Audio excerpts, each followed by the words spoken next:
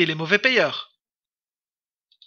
La première est de loin la meilleure solution, c'est évidemment exiger le paiement lors de la réception de la marchandise ou du service.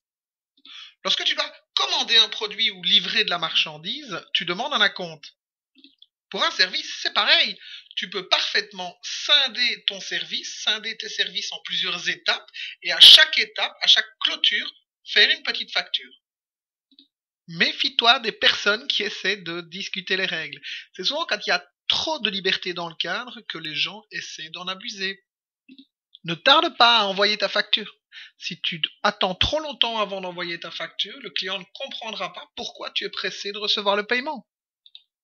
Pour un client professionnel, ne laisse pas une erreur de coordonnées client, une erreur de numéro de TVA par exemple, être le prétexte à un retard de paiement. Assure-toi toujours d'avoir un accusé de réception dès l'envoi de la facture.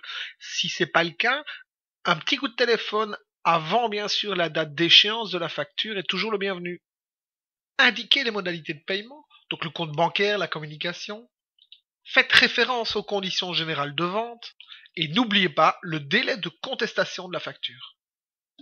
Indique plutôt une date d'échéance et pas un délai de paiement. C'est beaucoup plus clair et ça montre au client à partir de quelle date exacte il est en défaut. N'oublie pas d'insérer dans les conditions générales les amendes en cas de paiement tardif. Ne tolère jamais un retard de paiement. Et même si tu comprends la situation et l'acceptes, et puis en plus tu n'as pas le choix, fais penser à ton client que c'est vraiment une exception à la règle.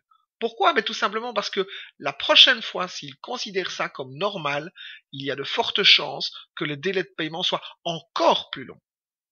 Motive ton client à payer anticipativement via une remise, un bonus, un cadeau, que sais-je. Ça peut être très simple, juste pour le motiver et surtout pour le remercier.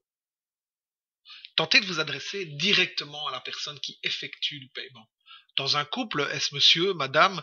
Pour une société, c'est plus compliqué, mais essayez d'avoir le nom, l'adresse mail, le numéro de téléphone direct de la personne qui effectue l'encodage du paiement.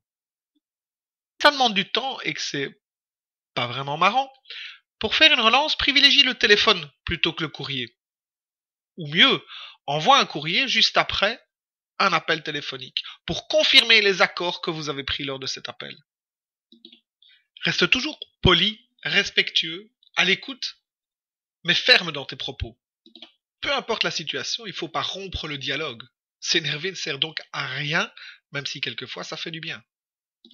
Et même si quelquefois les tensions sont importantes, n'hésite pas à faire comprendre à ton client que tu lui fais confiance. Et enfin, quelles que soient tes démarches, tu dois arriver à un engagement ferme de la part de ton client. Un engagement sur une date, un engagement sur une période, un engagement sur un montant.